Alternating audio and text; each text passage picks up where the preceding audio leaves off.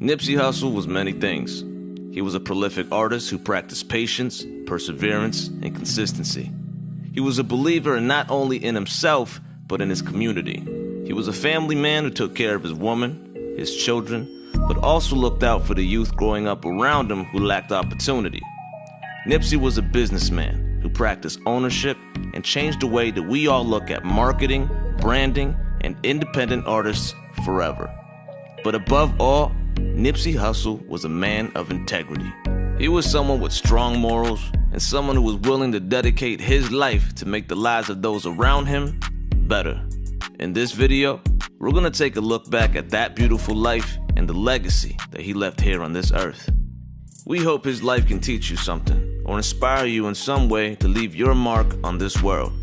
So here are some lessons that we learned from Nipsey's life. Ownership over everything else. If you go back and watch some of the oldest Nipsey Hussle interviews you can find, before the beard and before the cornrows, you'll find a young Nip speaking in a manner that's wise beyond his years. Invest in some assets as opposed to trick off my money on some liabilities like diamonds. You know what I'm saying? Cars that lose value when you drive them off the lot. So you're trying to get land. Exactly, homie. A real asset. Take care of my peoples, because you know it look good, but at the end of the day, you losing value, homie. Even back then, Nipsey knew the future he wanted for himself and for his community. He wasn't as interested in ice or cars. He wanted to buy property and be able to build something of his own. Nipsey wasn't just talk either. He practiced what he preached. Nip started out hustling in the streets of LA and acquired wealth for himself long before he stepped foot in a recording booth. When you hear Nipsey talk about not needing the cars or the jewelry, he lived that truth. But he also knew that he wanted more from his life than instant gratification. He wanted longevity. In fact, at one point, Nipsey recalls selling all his cars and jewelry while only spending $20 a day just so that he could invest the rest of his money back into his music. Nipsey bought studio equipment so that he could record himself and learn how to engineer his projects. For Nipsey, this was early ownership and not having to rely on anyone else for his product. After building up some local LA buzz, instead of trying to sign with a major label right off the bat, Nipsey created his own record label called Slauson Boys Records. Nipsey took ownership one step further when he started his own clothing store using his Crenshaw brand to help create something positive within his community. The store and the brand grew into something far bigger than Nipsey as an artist. It became a staple within the LA community. And Nipsey wasn't satisfied with just selling clothing. Like he said in that early interview, he wanted to own land. So recently, Nipsey bought back his block. He bought the entire plaza on Slauson and Crenshaw with the goal of reigniting the same neighborhood that raised him and bringing ownership to his people. From Nipsey, we learn to think bigger and not just focus on instant gratification. It isn't until you own that you can be on your own. With enough perseverance, you'll reach your finish line. When I was young, probably in the 6th grade, you know what I mean, I started recording music, learning production and all that, learning how to connect equipment, how to work a studio from all aspects, like the creative end and the technical end, you know what I mean? So it just made shit easier for me when it was time to do my projects, because my engineer was bullshitting with me or acting like he was doing something that was like rocket science. I'll just tell him, watch out, my nigga, I'll handle it, you feel me? Unlike a lot of new acts today who blow up off of one song, Nipsey Hussle's career is a story of true patience and perseverance. When Nipsey was 13 years old, his mother signed him up for music classes at the Watts Towers in LA, where they were offering free classes to teach kids the basics of recording. From there, Nipsey was able to learn the skills he needed to engineer his own records. Nipsey would listen to Dre and Snoop records and rap his own verses over theirs. It was a few years later that Nipsey began taking things seriously with music. His original goal with music was to give people an update on the LA sound to fill in the time gap between Snoop and Dre's original work and show what LA looked like for someone growing up Nip's age.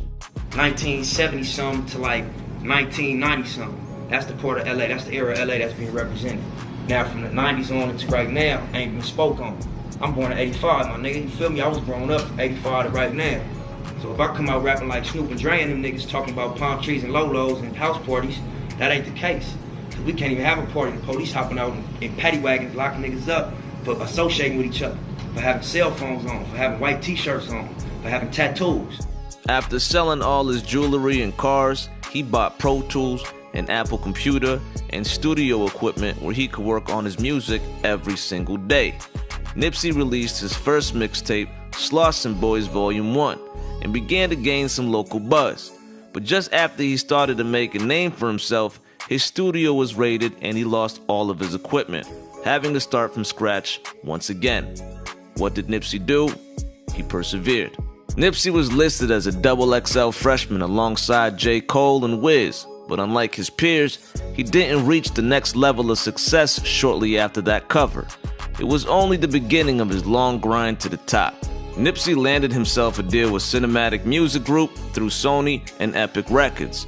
But at the same time, he was facing pending legal trouble and had to spend his label advance money on a lawyer.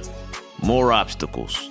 After a couple of mixtapes and singles that ultimately didn't push Nipsey to the next level, his record deal eventually fell through due to creative differences, and he would choose to go back to being an independent artist. Once again, Nipsey persevered. Streets love me cause they know I got cracking in them. Took a stand, never ran and got gaffled in them. Bells out with block money, kept trapping, and I took this rap game and put some real nigga passion in it. Nipsey was able to build connections with the LA scene off of genuine mutual respect from some of the West Coast's biggest names. Snoop put Nipsey on his album, and The Game took him out on tour. Take the corner, take the city, not even the city, take the hood, then the city. Not even the city after the hood, then the side, the west side, then the whole city. After continuously flooding the people with music and becoming one of LA's most prominent voices, Nipsey began to talk about the release of his third mixtape in his marathon series, Victory Lap. But due to constant pushbacks and dealing with his own personal issues, Nipsey decided to wait on that album. Even though everything kept falling apart, Nipsey believed in the process and kept picking up the pieces. You determine your own worth.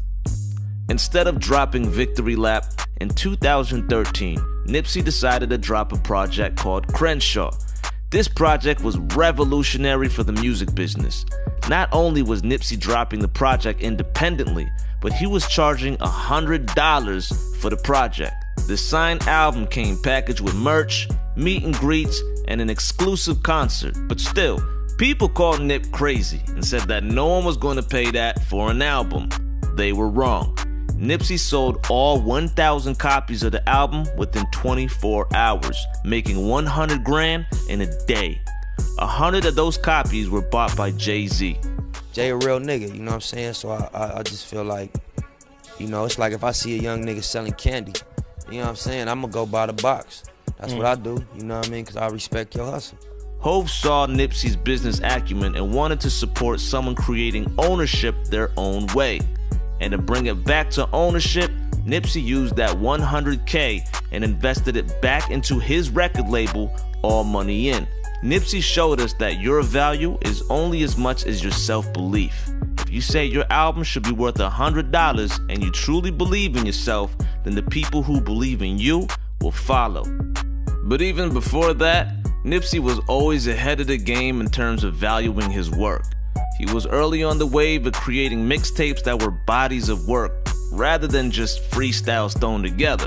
In fact, he was one of the first people to charge money for a mixtape with Bullets Ain't Got No Name Volume 3. Timing is everything. A lot of people in Nipsey's situation would have dropped Victory Lap years before 2018. Nipsey had been talking about it since years prior, and it would have been easy for him to release it as a free mixtape or put it out before he was ready due to fan pressure. But Nipsey believed in a bigger plan and knew that in a marathon, it's about your pace and not how fast you can sprint out the gate. So Nipsey patiently waited and plotted until he was able to build up a strong enough platform on his own that when he was ready for the album release, he was able to use all of the resources necessary and was able to do things on his own terms. In November of 2017, Nipsey announced that he'll be partnering with Atlantic Records for the release of his long-awaited debut album, Victory Lap.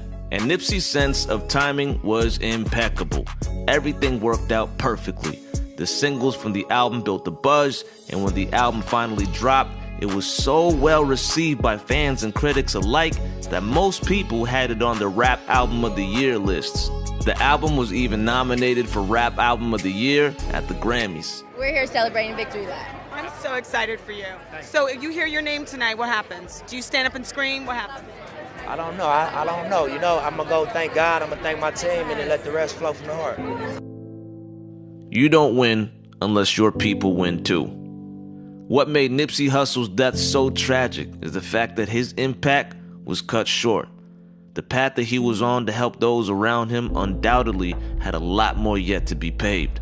Nipsey was a man who cared deeply about the mindset and opportunity of his community.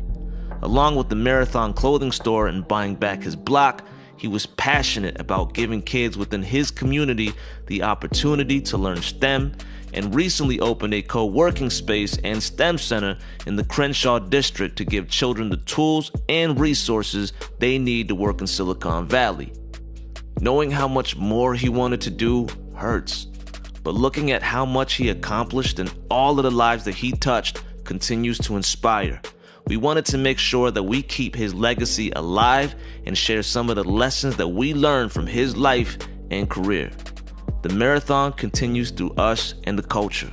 If anyone close to him is watching right now, our hearts are with you and our prayers are being sent up for you. So what did you learn from Nipsey? And what's your favorite memory relating to the LA legend? Make sure you let us know in the comments below. For Hip Hop DX, I'm Trust, and let's keep Nipsey's legacy alive. Rest in power, Nipsey Hussle.